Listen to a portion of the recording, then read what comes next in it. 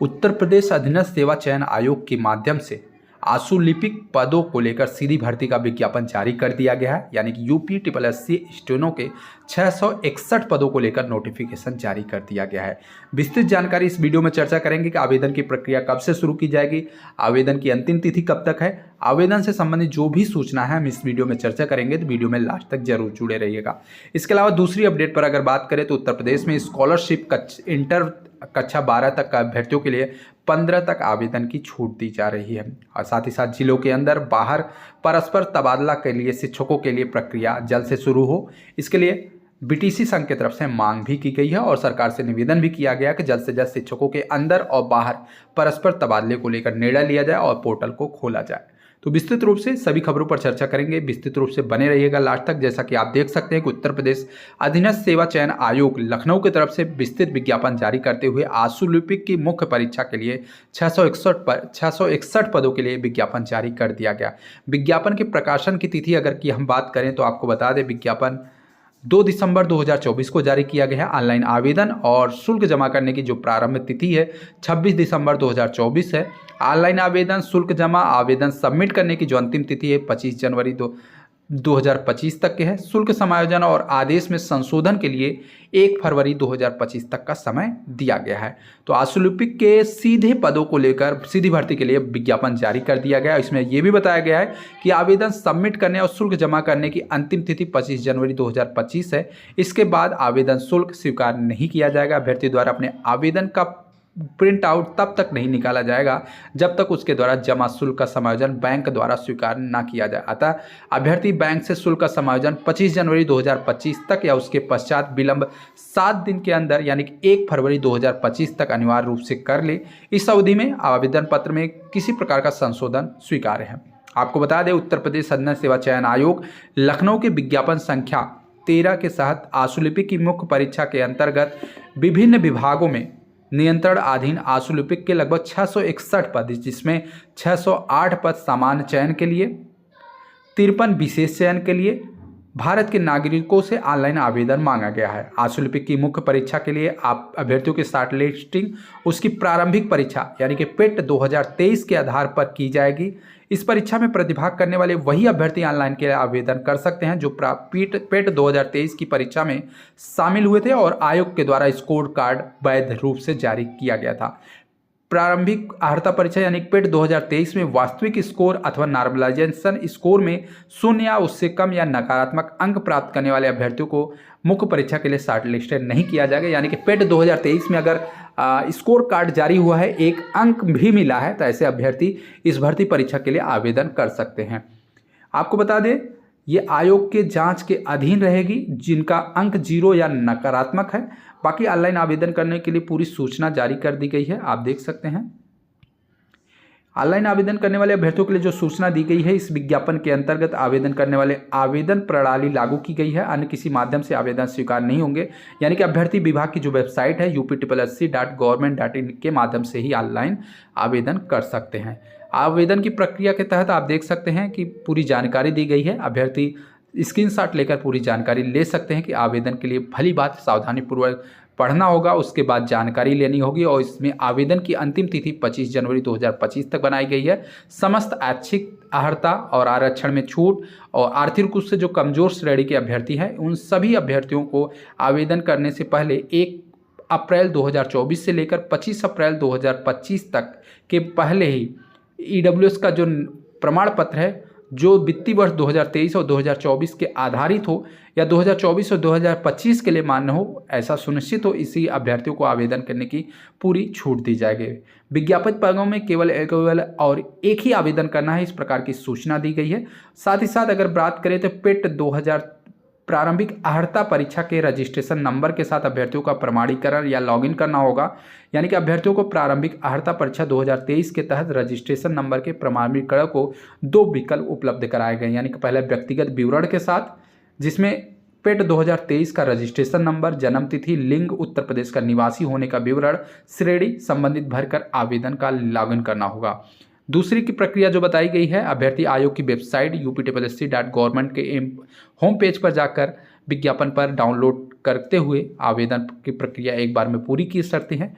और साथ ही साथ अगर हम बात करें तो आप सभी को बता दें कि आवेदन के लिए लॉगिन करने के बाद अभ्यर्थियों को पेट 2023 में जो दर्ज की गई व्यक्तिगत सूचना जैसे नाम, पिता का नाम, माता का नाम, उत्तर प्रदेश के निवासी संबंधी EWS 36/4/68 से संबंधित जन्म तिथि, लिंग, वैवाहिक स्थिति, संपर्क, मोबाइल नंबर आदि का विवरण स्वतः प्रदर्शित होंगे। इस भाग में अभ्यर्थियों को विज्ञापित प्रकाशित अनिवार्य शैक्षिक अर्हता के साथ विकल्प भरना होगा।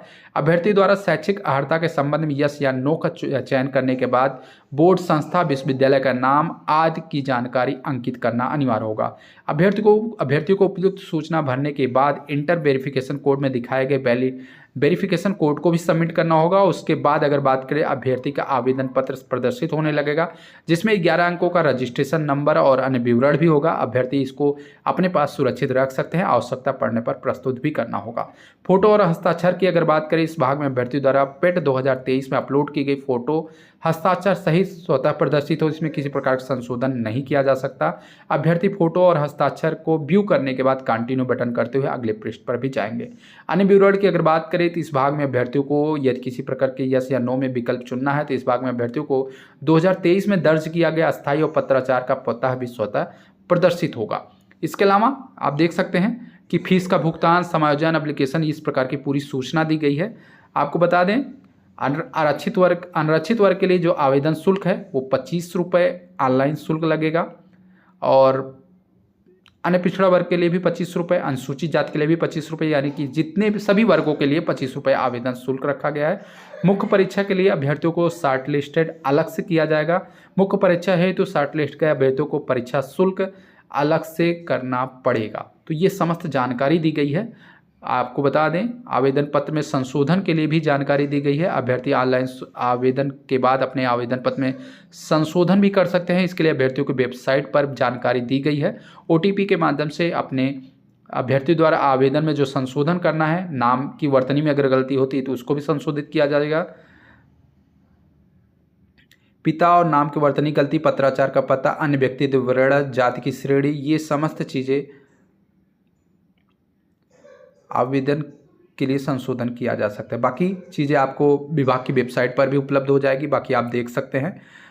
विभाग की जो वेबसाइट है upSSC.government.in पर जाकर आप संपूर्ण विज्ञप्ति को डाउनलोड करते हुए पूरी जानकारी भी ले सकते हैं कि किस प्रकार से विज्ञापन में क्या क्या पूछा है और किस प्रकार से आवेदन करना है। फिलहाल 25 रुपये का आवेदन शुल्क है। विज्ञापन जारी हो चुका है और अगर बात करें तो विज्ञापन के लिए आवेदन की जो प्रक्रिया है वो 26 दिसंबर से शुरू हो रही है और 25 जनवरी तक आवेदन की अंतिम तिथि दी गई है। उत्तर प्रदेश अध्ययन सेवा चयन आयोग के माध्यम से 661 पदों पर आशुलिपिक की मुख्य परीक्षा हेतु सीधी भर्ती का विज्ञापन जारी कर दिया गया है। इसके अलावा दूसरी बड़ी अपडेट पर हम बात करें तो आपको बता दें, दूसरी बड़ी अपडेट है उत्तर प्रदेश में स्कॉलरशिप को लेकर। कक्षा 12वीं तक के जो छात्र हैं 15 जनवरी तक ऑनलाइन आवेदन कर सकते हैं।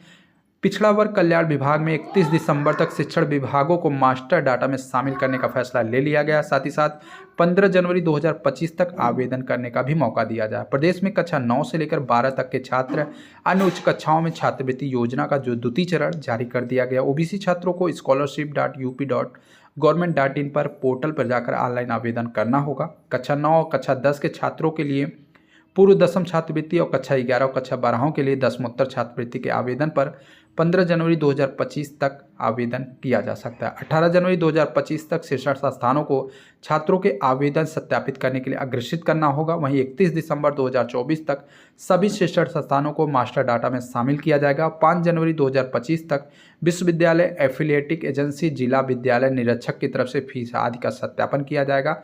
छात्रों के खाते में छात्रवृत्ति की जो राशि है प्रत्यक्ष रूप से DBT के माध्यम से भेजी जाएगी, जो कि 15 फरवरी 2025 तक सभी पात्र छात्रों को PMS यानी पब्लिक फाइनेंशियल मैनेजमेंट सिस्टम के माध्यम से छात्रवृत्ति की जो राशि है उनके अकाउंट में भेज दी जाएगी।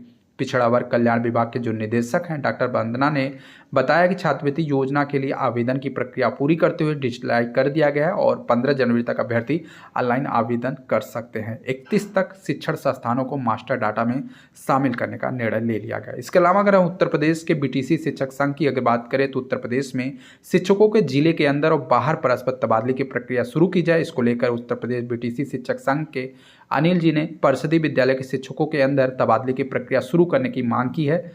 आपको बता दें संघ कार्यालय पर रविवार को प्रांतीय बैठक में यह मांग उठाई गई, जहां पर प्रदेश के जो अध्यक्ष अनिल यादव हैं, उन्होंने कहा कि शिक्षकों का परस्पर तबादला हर साल सर्दी और गर्मी की छुट्टी में शुरू हो, इस प्रकार का आदेश प्रमुख सचिव ने जारी किया था। लेकिन इस साल जनवरी में अब तक ऑनलाइन आवेदन लेने वाले बेसिक शिक्षा परिषद के द्वारा किसी प्रकार का आदेश जारी नहीं किया गया और 1 साल से प्रदेश के हजारों शिक्षक परस्पर तबादला के लिए इंतजार में बैठे हुए हैं। उन्होंने कहा कि अगर 15 दिसंबर तक ऑनलाइन के लिए पोर्टल नहीं खोला गया तो संघ आंदोलन के लिए बाध्य होगा। जल्द ही इस मामले पर संघ के द्वारा एक प्रतिनिधिमंडल मुख्यमंत्री जी से मुलाकात भी करेगा।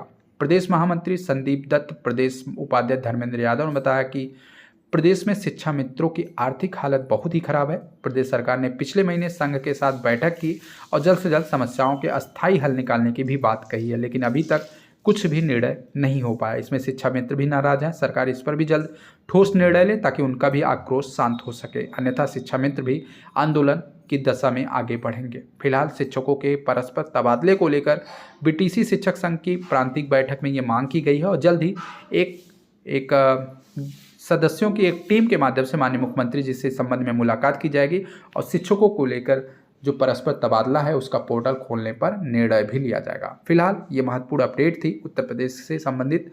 वीडियो को शेयर कर दीजिएगा। चैनल के माध्यम से इस प्रकार की महत्वपूर्ण सूचना आपको समय समय पर मिलती रहेगी। धन्यवाद।